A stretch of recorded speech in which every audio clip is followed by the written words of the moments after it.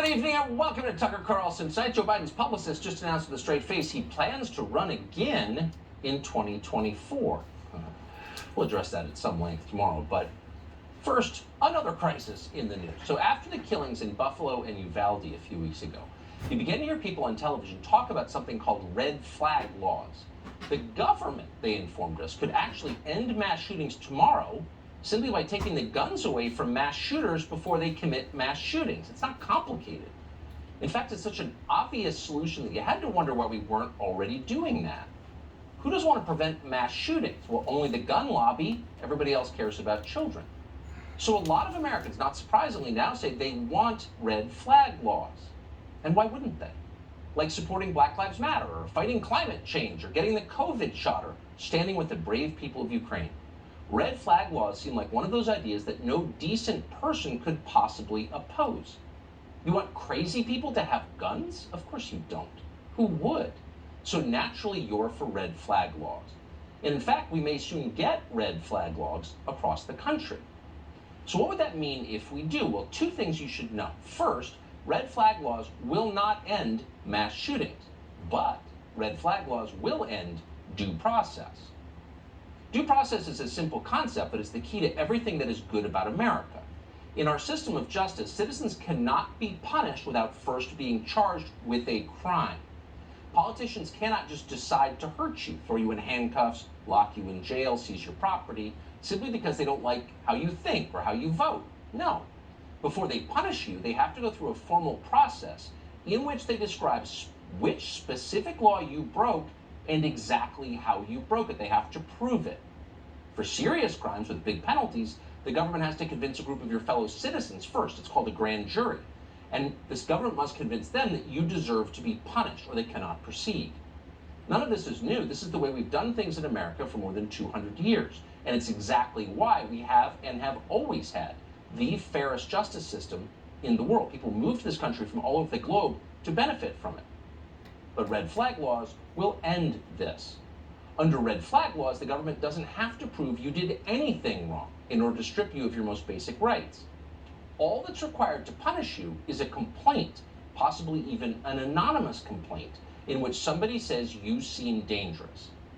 Now, that complaint doesn't come from a grand jury. It can come from anyone, including someone who hates you or someone who simply doesn't like your politics. It doesn't matter because no jury will ever see it.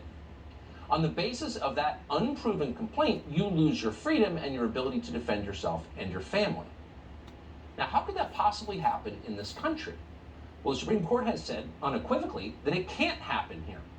A year ago, the Supreme Court ruled in a case called Caniglia versus Strong. Police in Rhode Island had seized the personal firearms of a 68-year-old man whose wife had called in a complaint against him after they had an argument. That man had committed no crime. He'd never been convicted of the crime, and he was judged by doctors to be sane. And yet the authorities took away his guns anyway. He sued under the Fourth Amendment, and the case went all the way to the Supreme Court. The result was not even close. The Supreme Court sided with the gun owner in that case in a rare 9-0 decision. That means that every justice, liberal and conservative, agreed that authorities cannot just seize your property or throw you in jail because they don't like the way you look or because someone is mad at you. So red flag laws are unconstitutional, period. We don't need to guess about that. And yet the Biden administration is pushing them anyway. Why? Because they don't care. How is Joe Biden able to ignore a Supreme Court decision from last year? Simple. He declares an emergency and does what he wants. He's done it before. The White House did the same thing with the eviction moratorium and vaccine mandates last year. It's an emergency. We don't have time for due process. So you can see why Democrats love emergencies. Nothing gives them more power more quickly. They've declared the atrocities in Uvalde and Buffalo an emergency, unlike the daily mass shootings in Baltimore and Chicago, cities they run and whose killings they therefore assiduously ignore. And on the basis of that emergency, they can move forward with gun confiscation. So the White House now wants Congress to pass a law paying the states to enact red flag laws. And here's the amazing part. At least 10 Republican senators are backing this effort from the Biden White House, and that means this is virtually guaranteed to pass. What's their reasoning? Well, here's one of those senators, John Cornyn of Texas. You have colleagues in the other chamber who are already coming out against this before you've even put out a proposal. I'm not surprised. Some people will not want to touch this with a 10-foot pole because they're concerned about the politics of it. But I think this is a time where hopefully we can transcend that personal political interest and do what we think will save lives. To me, that's the ultimate goal. We can do something sensible that does not undermine the rights of law-abiding citizens under the Constitution to keep and bear arms. So there are two things to notice about that soundbite, which is so revealing. The first is the use of the term sensible. Now, that is a Democratic talking point approved by the DNC. It's sensible gun safety regulation. So here you have John Cornyn taking Nancy Pelosi's language. He's doing it on purpose. And then you hear him describe anyone who disagrees with him. Why would you disagree with John Cornyn? Well, according to John Cornyn, anyone who disagrees with him is, quote, concerned about the politics of red flag laws, not the wisdom of red flag laws, not whether or not red flag laws are constitutional, but the grubby politics. In other words, says John Cornyn, anyone who disagrees with me is low and unethical. Now, if you're not used to hearing liberal demagoguery like that from Republicans, you should know that John Cornyn is not the only one engaging in it. He is joined in this effort by Thom Tillis of North Carolina, Roy Blunt of Missouri, Rob Portman of Ohio, Richard Burr of North Carolina, Mitt Romney, of course, of Utah, Bill Cassidy of Louisiana, Susan Collins of Maine, needless to say, Lindsey Graham of South Carolina, always on board for any bad idea, and Pat Toomey of Pennsylvania. It's particularly interesting to see Lindsey Graham on board, the person who encouraged Capitol Hill police to shoot more Trump voters, who has no problem with violence, whose life is organized around worshiping it, telling you that you can't have a gun. Now, all the senators whose names we just read, many of whom are retiring, so they're beyond the reach of voters, have the backing of the top Republican in the Senate, Mitch McConnell. So what exactly are they backing when they back red flag laws? Well, we can take Florida's experience as an example. In Florida, the police can seize guns from people who pose a, quote, significant danger based on, quote, any relevant evidence. That's it. Any relevant evidence. The law raises some obvious questions. And the most obvious is, if you can seize people's guns without proving that they committed a crime, why can't you imprison them without proving they committed a crime? If you can take their guns, why can't you take their homes? Why can't you empty their bank accounts? Ooh, sound paranoid? Alex Jones stuff? That just happened in Canada. So what stops it from happening here? We already know the authorities are abusing the red flag laws already on the books. Kendra Paris is a lawyer based in Florida who specializes in them. In a recent interview, she said clients are able to hire lawyers have, quote, vastly higher odds of getting their firearms back from the government. Of course, laws like this always penalize the weakest. She said courts are taking a, quote, better safe than sorry approach to avoid political blowback, and the police are taking advantage of that. So court records show that cops in Florida often show up to the homes of citizens and present them with, quote, stipulations. If you agree in writing to surrender your firearms, you have a chance of getting them back after a year. Now, as it happens, that's a pretty tempting offer when you have armed people in your living room. But it is, and it remains, and again, we don't need to guess about it because the Supreme Court just ruled on this, it's unconstitutional. And it is for several reasons. It's a clear violation of the search and seizure prohibition in the Fourth Amendment, but it's also applied unfairly. And even the people who wrote our current red flag laws admit that. In New York, for example, Assemblymember Joanne Simon co-sponsored the state's red flag law. Quote, basically, it's all over the place, Simon admitted. You have places where you have one filed and other places where it's 38 filed. So how will these laws be applied? Well, of course, they will be applied along political lines, just like everything else currently is in this highly politicized country. So if you don't like someone, if you don't like what someone believes, that person will be a target for unconstitutional search and seizure. Armed authorities showing up in somebody's home and taking their personal property at gunpoint. And if you doubt that that will happen, look at this. This is the guy, the very same member of Congress who had sex with a Chinese spy, demanding that cops disarm Ben Shapiro because Ben Shapiro says things the Chinese government disagrees with. This is from Eric Swalwell. Quote, please tell me this lunatic does not own a gun. Reason number 1,578 that America needs red flag laws. Eric Swalwell wrote that. Now, what would qualify as a trigger for gun seizure in the view of Eric Swalwell under the red flag laws that he supports and now Republicans in the Senate support? Well, here's the video that Ben Shapiro made that Swalwell thinks qualifies him for a red flag law. Watch. If you come to tell me that you're going to indoctrinate my kids in particular policy, and that I can't pull my kid out of the school and send my kid to a school I want to send them to, that I can't go to the church or synagogue that I want to go to, and if you make that national policy, not just California policy where I can move, but national policy, people are not going to stand for that. I now have two choices. One is to leave the country utterly. Two is to pick up a gun. Those are the only choices that you have left me. And now people are like, oh, this is, how could you say something like that? How could you be so extreme? It's not extreme to defend the fundamental rights the Constitution was created in order to protect. These rights pre-exist government.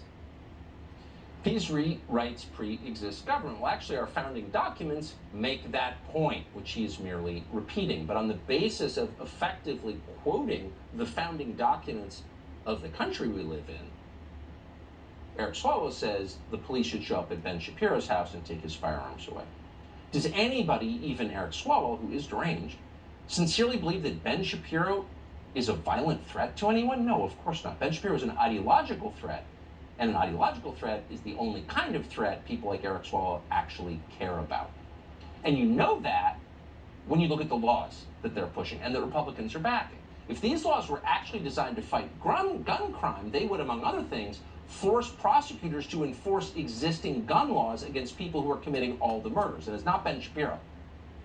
In Los Angeles and many other cities, that's not happening. And that's why those criminals openly support the Soros-backed prosecutor, George Gascon. Watch. I told you last time that he went hurry up and try to get something dead before they re-elect somebody else besides Gascon and bring back that little that life without parole and the death penalty. If we can get the manslaughter, then manslaughter only carries 6, 9, and 12. Yeah. So that's just one tape. We could play you video, as we often do, of what's happening in our cities. So what you're looking at is anarcho-tyranny. So people who are favored by the regime can do whatever they want. You vote the right way, commit whatever crimes you want, in jail for 10 minutes, you're out, go do it again, no problem. Baltimore can happen. Mass killings on an ongoing basis for decades, and no one will say a word. But if you're disfavored by the regime, no punishment is too strong, no infraction too small. None of the gun legislation that John Cornyn and all these other pompous buffoons who are siding with Nancy Pelosi support, none of that legislation would do anything about the core problem, which is DAs like George Gascon, who are failing to enforce existing gun laws. Gun laws that, by the way, George Gascon himself, to name one example, is breaking. A whistleblower in Gascon's office says he was fired for complaining about Gascon's habit of illegally carrying firearms aboard airplanes. So why haven't the cops red flagged George Gascon and disarmed him? Was anyone going to red flag Hunter Biden, who lied on a federal drug form? Was a drug addict carrying an illegally obtained weapon? No, of course not, because red flag laws aren't designed to punish the politically loyal. And that's why you get scenes like this in New Orleans, which the police do nothing about. Watch.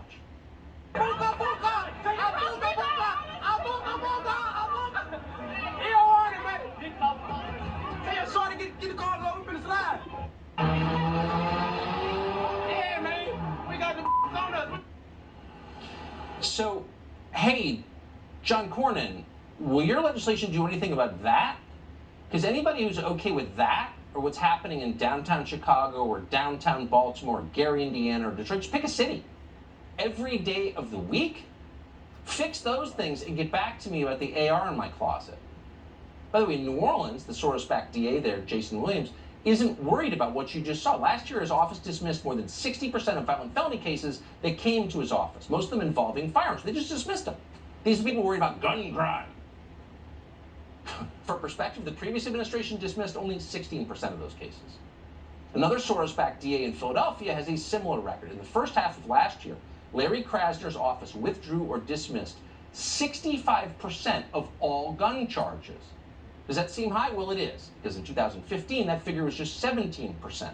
New ideology, new outcome. And of course, the outcome is more dead people. But this law does nothing about that. It ignores it completely in favor of redefining you as a violent threat and giving the authorities controlled by the Biden administration the right to march into your house with guns drawn and disarm you. So what are they ignoring? Well, let's see. Last year in Philadelphia, We saw a record set for homicides. Already this year, more than 200 people have been shot to death in the city of Philadelphia, which is not a huge city, and it's getting smaller. On Friday, for example, a 14-year-old boy was killed in a drive-by. On Saturday, a man was shot 5 times in West Philadelphia. Did you see that on the news? Probably not. On Sunday night, a man taking care of his mother in North Philadelphia was shot in the back of the head. So if you're actually worried about gun crimes, gun atrocities, and for the record, we are, because unlike Lindsey Graham, we actually hate violence, you would do something about this and punish the people who are committing gun crimes. But no, they would prevent you from defending your family from buying or holding guns. Why is that? Well, we don't need to guess because they're telling us. Watch what the Attorney General of the United States, and just to restate, this guy actually is the Attorney General. He's more than a craven political hack. He runs the DOJ. Watch him describe, Mr. Merrick Garland, the biggest threat facing this country today. In the FBI's view, the top domestic violent extremist threat comes from racially or ethnically motivated violent extremists, specifically those who advocated for the superiority of the white race. That's just a total lie, actually. And we have numbers to prove it. But you know it's a lie. There's no justification rationally for what Merrick Garland just said. It's ridiculous. It's an obvious untruth, and anyone living in a major city knows that. So why do they keep telling you that? Well, because nothing the Biden administration is doing and nothing that is happening in Congress right now will actually address gun violence. That's not the point, John Cornyn. The point is to allow the Democratic Party to become even more powerful, and if it feels like it, to send its armed agents to raid the homes of Ben Shapiro and other disobedient people the Democratic Party doesn't like. Red flag laws are not what they seem, and very few Republicans are willing to say that out loud. Eric Schmidt is one of them. He's the Attorney General of the state of Missouri, and we're happy to have him join us tonight. Mr. Attorney General, thank you so much for coming on. So I think you can see, you're steeped in this, but for people who are not, the idea that you would just stop a mass shooting before it starts seems appealing and rational. Tell us why red flag laws are a problematic, as the left would say. Well, the first thing is these Senate Republicans need to back away from this dangerous dance with these gun-grabbing Democrats. That's the first thing that needs to happen, because this is a very dangerous road to go down, and you'd be eviscerating 2 fundamental rights, a Second Amendment right and the right to due process along the way.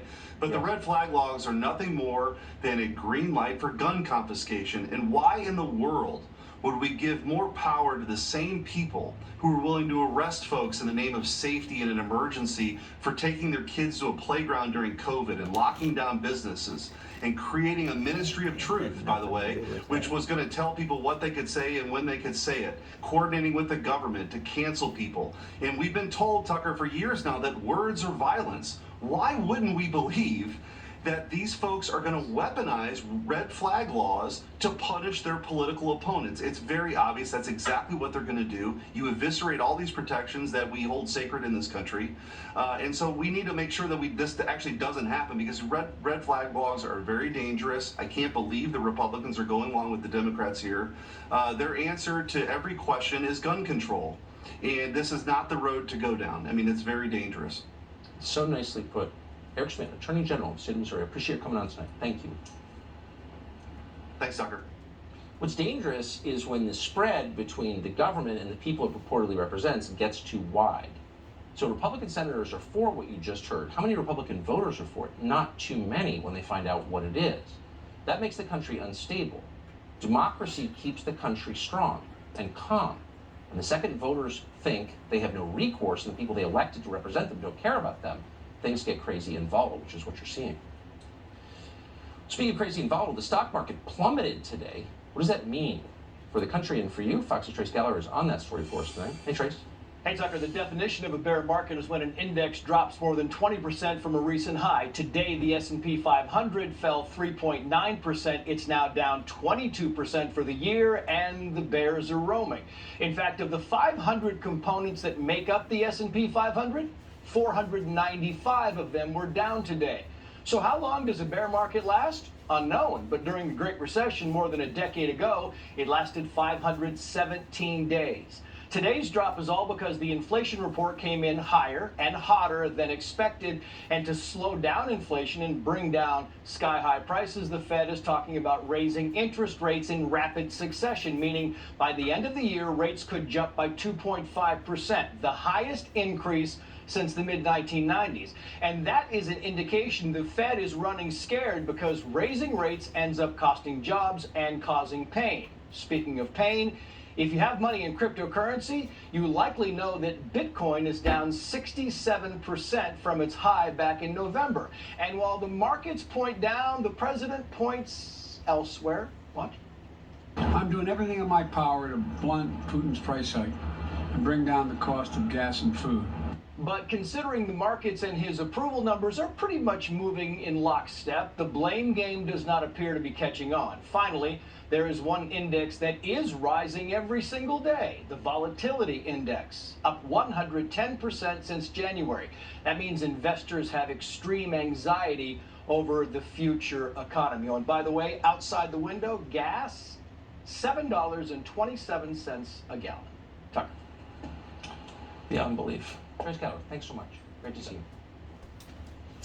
Well, the United States has record high inflation, as you just heard. Joe Biden could actually do something about it. We'll have a guest later this hour who has a plan to lower inflation. Plus, a new report shows the number of children identifying as transgender in America is skyrocketing. Not born that way, obviously. This is propaganda at work. We've got details next. So we hear every single day that kids who become transgender transition because they're reverting to what they really are. They were, quote, born that way.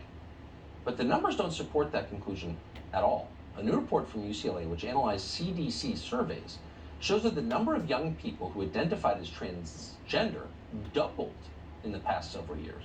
Now, what's interesting is that blue states, liberal states, on average, had far more children identifying as transgender. For example, 3% of young people in New York call themselves trans.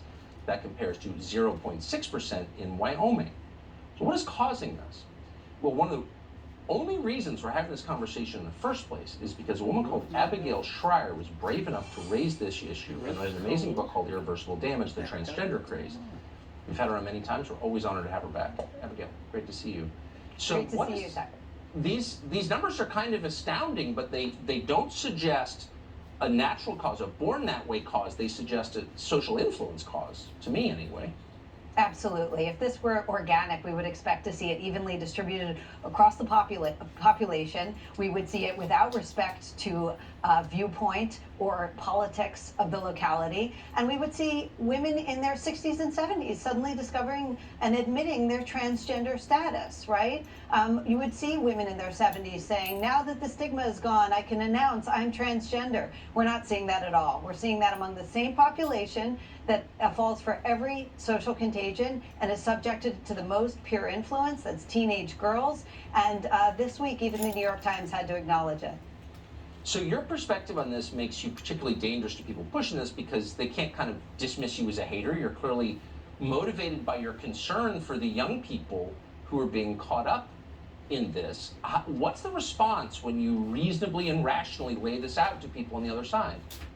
Well, obviously I've gotten quite a bit of hate, but, it does nobody any, help to lie about this. And the media has participated in nonstop whitewashing of this issue as if all that happens to children is that as long as they have good parents who love them, you just sprinkle magic pixie dust and they go from girl to boy. In fact, what you're setting them up for is a lifetime of infertility, sexual dysfunction, and surgery after surgery, many of which fail. And the last thing I'm going to do is lie to the American public about that.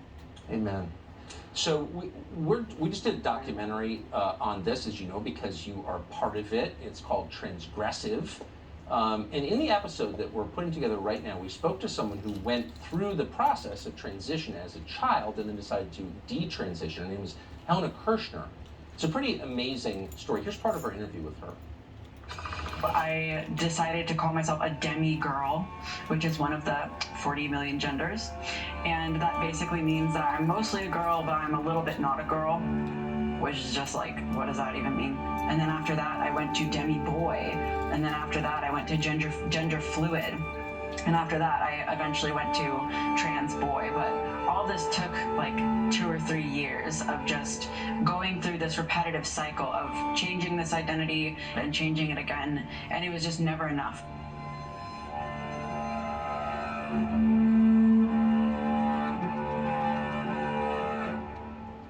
There was a lot of hopelessness for a long time, a lot of regret. The feeling of regret was intense. Amazing story. So Abigail, you've interviewed an awful lot of kids who've gotten caught up in this and then tried to leave it. Does that bear resemblance to kids you've spoken to? Absolutely. I was able to profile Helena for my book. And, you know, one of the stories that haunted me most that she told is how easily she was able to obtain testosterone on a first visit to a clinic. And this is a young woman, you know, she's a brilliant young woman, and she's written now in granular detail about how no adult who held themselves out as an expert put up any safeguards. They just rushed her through this transition, which she now regrets. And the number of young people who regret their medical transitions is exploding in this country. When I first wrote my book, there were 7,000 members of the online group, the subreddit, devoted to detransitioners, people who regretted their transition and went back. That number is now up 400% from when I wrote my book. So young people are coming out, they're regretting this, and they were given no safeguards by the adults who were supposed to know better. And someone should let them speak. They've been suppressed. Oh, that documentary comes out, by the way, next month in July, and we're proud to do it, and Abigail plays a big role in it. Abigail, great to see you tonight. Thank you so much. Thank you. So our leaders are obviously using January 6th to crack down on their political opponents. The FBI just arrested a Republican candidate for governor in Michigan, apparently the lead Republican in that race, a man called Ryan Kelly, because he was at the Capitol on January 6th. What a coincidence. Ryan Kelly joins us for an exclusive interview next. Somehow, in the last presidential election, Joe Biden got 12 million more votes than Barack Obama, who was the second coming of Christ, as you remember. 12 million more votes. How'd that happen exactly? Well, today at the latest January 6th hearing, Liz Cheney of Wyoming explained, shut up. Say a word about mail-in balloting, and you're immoral. Watch. The president understood even before the election that many more Biden voters had voted by mail, because President Trump ignored the advice of his campaign experts and told his supporters only to vote in person. Former President Trump's plan to overturn the election relied on a sustained effort to deceive millions of Americans. But he betrayed the trust of the American people. He ignored the will of the voters. He lied to his supporters and the country. And as a result of his loss, decided to wage an attack on our democracy, an attack on the American people by trying to rob you of your voice in our democracy. Trump is bad. Thanks, Mom. New message from the Democratic Party. But what's the answer? Reassure us that the last election was on the level. No, this show trial is not reassuring anyone. This whole effort, of course, is an attempt to punish anybody who challenges the reigning orthodoxy. Ryan Kelly learned that the hard way. Ryan Kelly is running for governor in Michigan. This one poll had him leading the Republicans running for governor in Michigan. He was just arrested last week because he was at the Capitol protests on January 6th. We've been wanting to talk to him tonight. We can't. Mr. Kelly, thanks so much for coming on. So just to get the factual stuff right out, did you commit a crime on January 6th? There was no crime committed, Tucker, no. Never entered the Capitol building, exercising my First Amendment. Those of us that have questions about the 2020 election results, they want to intimidate us and they want to threaten us. Not just me and my family, but my supporters as well. All of us that love America. So the government doesn't typically arrest leading candidates in gubernatorial races unless they have you on video accepting cash and putting it in your freezer or something, which is not the case here. Were you surprised that federal agents showed up at your home? It was definitely a surprise. I think that it's a narrative that the Democrats have been pushing because of their failed policies in regard to energy, in regard to all of the things that matter to Americans. And we see this continued left-wing agenda being pushed, and this January 6th committee, I think a lot of Americans see right through this, Tucker. They understand what the Democrats are up to, and it's not a big deal to them. They want to know what the government is going to do to actually do the things that are affecting their day-to-day life to bring solutions to our state and to our country. And so we see just this continuation of the left pushing further left, and common sense, reasonable people like myself stepping up to make sure we save our state and our country and bring relief to American families. But I mean, arresting people seems, I mean, that's a brand new frontier in American politics. From what I can tell, you aren't doing anything different. In fact, you're doing things that seem much less criminal than, say, Ray Epps, who has not been arrested, and there are many others who are on video standing where you're standing who are not arrested. Do you think there was a political motive here in arresting you as a candidate? Absolutely a political motive. Just 12 hours before I was arrested, Joe Biden was on Jimmy Kimmel saying that he's going to arrest his political opponents. There's no coincidence in the timing of this, Tucker. It's right in alignment with all of this political theater that the Democrats are pushing with their J6 committee, and there's no coincidence here. And, you know, like you said, some of the polls are showing that I'm winning. The support has been tremendous. We see new polls now where my lead has grown substantially, and I take that as a sign of, you know, gratitude to my supporters for all of the things that they've stepped up and helped with, and just a reason for me to work twice as hard, get my message out there so I can serve the great people of Michigan as our next governor. So you're running. Bold. Godspeed. I'm running, yes, sir. Amen. Ryan Kelly, thank you. We're moving forward. We intend to win on January, oh, we still there?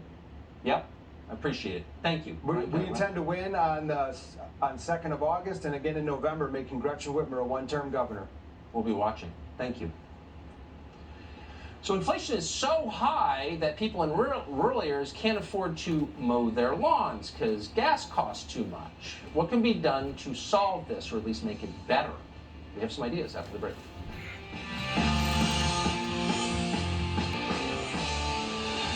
So the official inflation rate, by definition, is just a fraction of the actual inflation rate that you experience. But the official one is, say, 8.6% for the 12 months ending in May of 2022.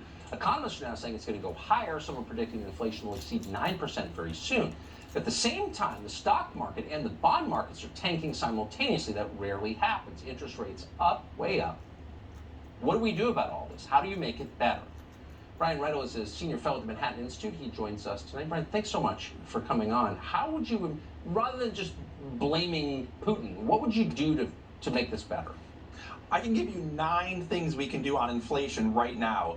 Cut government spending, encourage oil and gas exploration, end the student loan payment moratorium, repeal tariffs, repeal Buy America prevailing provisions, repeal Davis-Bacon prevailing wage rules, repeal new ethanol rules the president has put into place, repeal new environmental restrictions on infrastructure that raises costs, and suspend the Jones Act and open up shipping on ports. That's 9 things Congress and the president can do right now. They're doing none of them. Can you think, let's just pick one, I think it was number 6, ethanol. Can you think of anything that will make food prices go higher than burning more corn in people's cars? Like, what would be the justification for doing this? It's insane. It's a giveaway to put it in gasoline. It's supposed to be better for the environment. But what the Biden administration did is said instead of having 10% ethanol, you can now have 15% ethanol, which is a big giveaway to corn producers. Anything you buy that has corn in it will now be more expensive when you go to the grocery store. So if you have a food and fuel crisis and you raise the ethanol mandate, which does not help the environment in point of fact, you're like doing this on purpose. Yeah, it's really a complete terrible policy, and there's been a big push to weaken this for years. But you know what we're seeing with the president is virtually all of these solutions would anger either unions, manufacturers, farmers, progressive spenders, or clean energy. And the president is not willing to cross any of his constituent groups, so instead we just get empty rhetoric on inflation like Putin's price hike. Yeah, I don't think Putin is signing executive orders designed to raise prices in America. It's insane. But I appreciate, Brian, your perspective. Thank you. Thank you. So one of the reasons you get the same answers to these questions is the same people are working on them. Congress is filled with people who are exactly the same. They're from the same world. They have the same attitudes. The parties actually don't have that much that separates them. This year, you're seeing a bunch of candidates who are from a completely different world, and one struck us as very different. Liz Caruso is running for Congress in the 2nd District of Maine. Her primary is coming up tomorrow. And she's from a completely different world. Liz Caruso, thanks so much for coming on tonight. So you are not a lawyer, you're an engineer who worked as a registered Maine guide and homeschooled your children for 12 years. That's not the background of most members of Congress. Why are you running? Well, that's exactly why I'm running. We need to bring a rural Maine perspective down to DC. Mainers are looking for someone who they can identify with, Yes. who understands the struggles that they go through on a daily basis, whether it's filling up their gas tank, their oil tank, their children in school, medical freedom, having to choose between their livelihoods and their health. They need someone who will fight for them, who will uphold their constitutional rights, and be a voice in DC that they don't have right now. So you live in a town, you just told me, that's so small, it does not have a convenience store. Right. Okay. Are people in your town, Caratunk, Maine, talking at the gas station or wherever about January 6th, or are they talking about gas and food prices? Exactly. The DC politicians are so out of touch with what Mainers are going through every day. They are struggling with the very issue that you're talking about. They are not looking at what happened on January 6th. Yes. It's interesting that you are running from a state that's, heavily rural but dominated by one city, Portland, just like Oregon. And you wonder why Maine doesn't send more people to Congress who represent like the way a lot of people in Maine actually live. Why? They're all lawyers who go to Washington. I tell you what's happening right now at this time is so exciting. We are in a grassroots revolution. Because of my campaign, people are coming out of the woodworks because they finally have someone that they can trust, someone who is genuine and authentic, that understands them, and that they can get behind. I have people who have never been involved in the political process beyond the voting booth.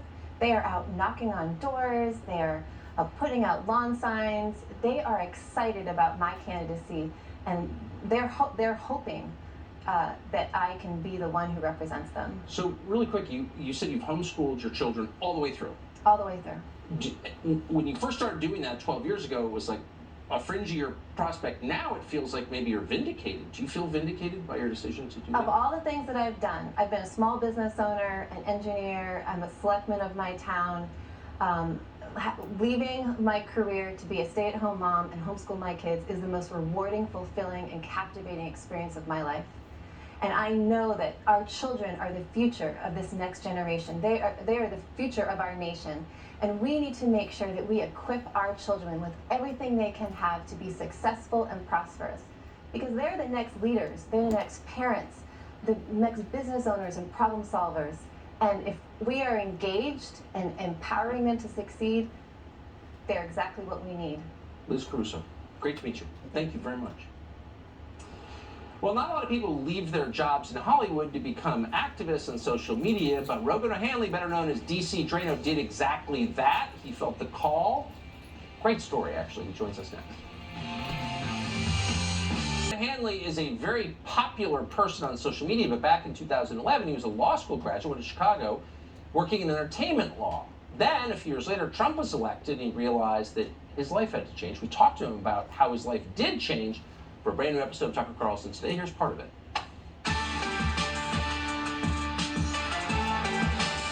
Because them ostracizing people that disagree with them and harassing them, calling them names, further emboldened me to go out and be a stronger voice for this stuff. And now I have millions of followers, and I use fuel from that unfair treatment to advocate for others, because I'm actually pretty lucky. I, have an outlet and a voice, but so many people are targeted and harassed and bullied and mistreated at school, at the workplace. And so I try to be a voice for them so that I can say the things they're not allowed to say.